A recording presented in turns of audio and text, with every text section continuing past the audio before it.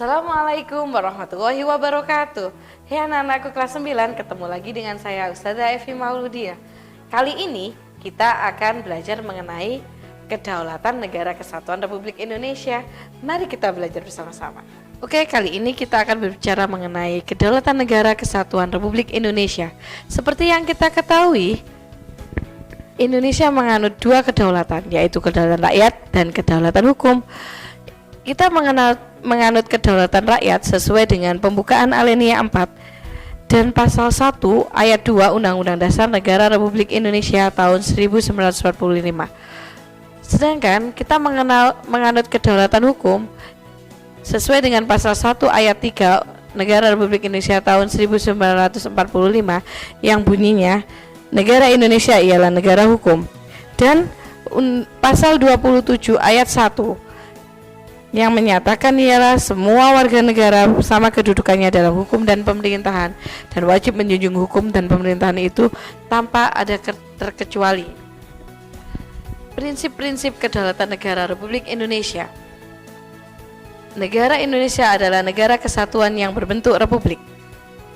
2. Kedaulatan berada di tangan rakyat dan dilaksanakan menurut Undang-Undang Dasar. 3. Negara Indonesia adalah negara hukum.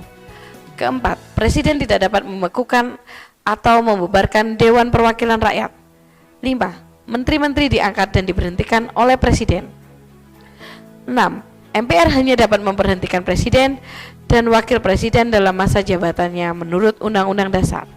Berkaitan dengan kedaulatan rakyat, kita pasti mengenal sistem demokrasi.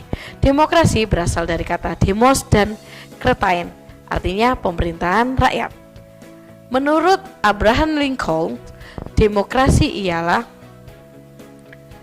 pemerintahan dari rakyat, oleh rakyat, dan untuk rakyat.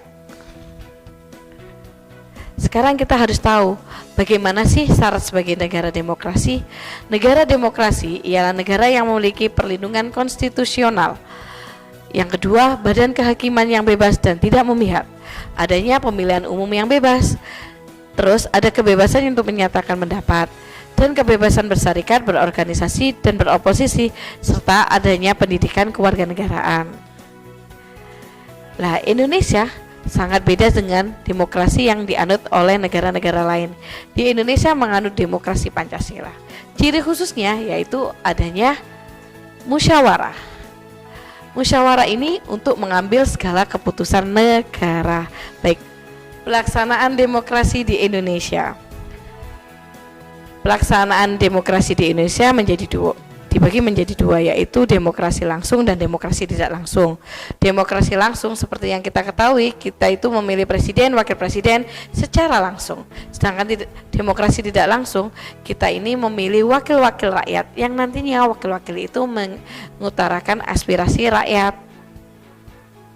Kemudian, berkaitan dengan itu, kita harus mengetahui pemilu di Indonesia. Pemilu di Indonesia pertama kali dilaksanakan tahun 55. Asas pemilu di Indonesia yaitu luber jurdil, langsung, umum, bebas, rahasia, jujur, dan adil. Langsung artinya rakyat memilih haknya secara langsung. Umum artinya semua warga negara yang telah memenuhi syarat sesuatu dan peraturan perundang-undangan dapat mengikuti pemilu. Sedangkan bebas ialah semua warga negara bebas untuk memilih dan dipilih dalam pemilu. Rahasia artinya para pemilih melaksanakan haknya, dijamin pilihannya tidak akan diketahui oleh siapapun. Jujur, penyelenggaraan pemilu, aparat pemerintahan serta peserta pemilu, pengawas pemilu, semua harus bertindak jujur sesuai peraturan perundang-undangan. Adil, setiap pemilih dan peserta pemilu mendapatkan perlakuan yang sama serta bebas dari kecurangan pihak.